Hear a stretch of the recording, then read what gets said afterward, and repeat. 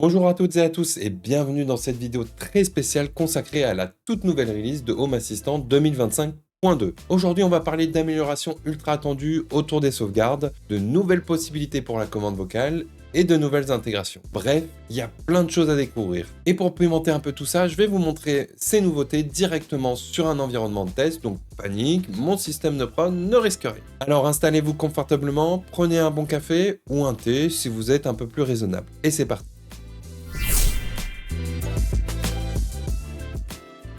Vous vous souvenez sûrement de la grosse refonte des sauvegardes dans la précédente version. Et bien cette fois, la team Home Assistant a écouté vos retours et apporté des améliorations majeures.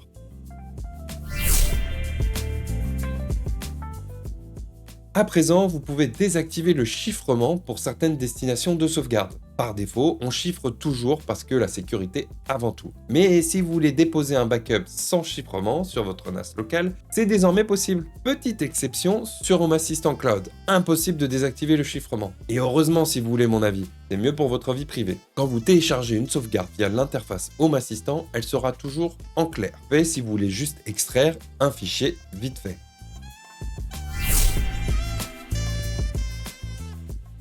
Avant, c'était programmé pour 4h45 du matin. Point barre. Autant dire que ça n'aplaisait pas à tout le monde. Et je vous avais bien dit que c'était un peu bizarre. Surtout si votre NAS faisait dodo à ce moment-là. Maintenant, vous pouvez choisir l'heure et même les jours si vous êtes en hebdomadaire.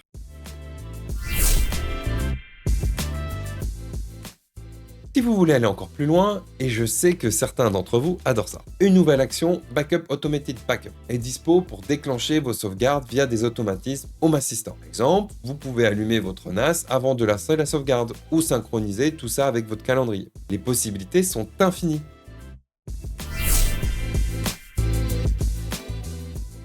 Souvenez-vous, il y avait avant un petit bouton pour sauvegarder juste avant de mettre à jour Home Assistant. Et il avait disparu. Bonne nouvelle, il revient. On a désormais un vrai contrôle. Avant la mise à jour, vous voyez la date de la dernière sauvegarde. Et vous pouvez choisir de sauvegarder maintenant si vous le souhaitez. Pour les add-ons, c'est encore plus précis. Si vous activez l'option, seule la sauvegarde de l'add-on et de ses données sera créée.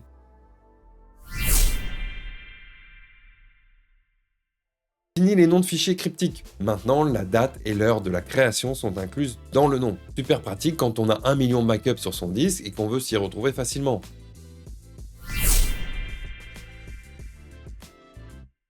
Et pour couronner le tout, deux nouveaux emplacements de stockage, Google Drive et Microsoft OneDrive. Alors, personnellement, moi je m'en fous un petit peu, mais c'est quand même une bonne chose. Donc si vous n'avez pas envie de gérer un NAS ou une clé USB, vous avez désormais d'autres solutions dans le cloud. Toutes ces nouveautés sont un vrai pas en avant. C'est toujours plus flexible, toujours plus simple et plus sûr si vous conservez le chiffrement. Franchement, bravo à l'équipe Home Assistant.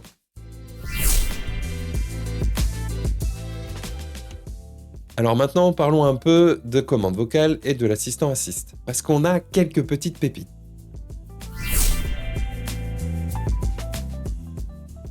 On peut diffuser un message vocal sur tous vos assistants en même temps. Il suffit juste d'utiliser la fonction broadcast, de dire à table et hop, tout le monde l'entend. Fini les chérie, c'est l'heure de dîner, les enfants, descendez à hurler dans la maison, vous voyez ce que je veux dire. Maintenant, on diffuse proprement.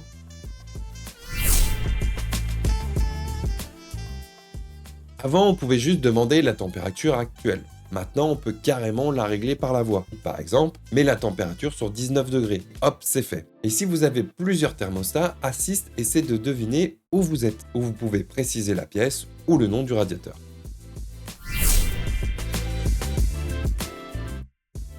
Les agents conversationnels basés sur des LLM, Large Language Model, peuvent maintenant récupérer des événements du jour ou de la semaine depuis vos calendriers. Donc plus besoin de faire des tours de magie en YAML pour connecter vos agendas. C'est natif.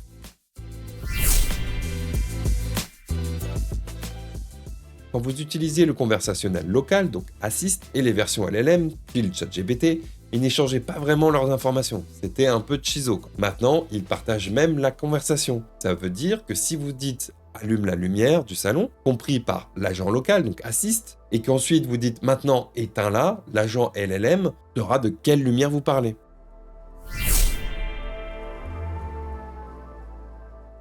Comme d'habitude, la communauté Home Assistant n'a pas chômé. Il y a plein de nouvelles intégrations, comme Homey. Donc ça, c'est une box domotique avec laquelle vous pouvez vous intégrer. Donc Igloo Home, ça c'est une solution qui permet tout ce qui est gestion d'accès intelligent. LEDpot pour vos jardins d'intérieur. Et ensuite, on a Overseer qui permet de gérer vos requêtes multimédia directement dans Home Assistant. Ensuite, nous avons Google Drive et OneDrive, comme on l'a vu pour les sauvegardes, et d'autres comme le modèle contextuel protocole, le MCP, les savers, Keybus, etc.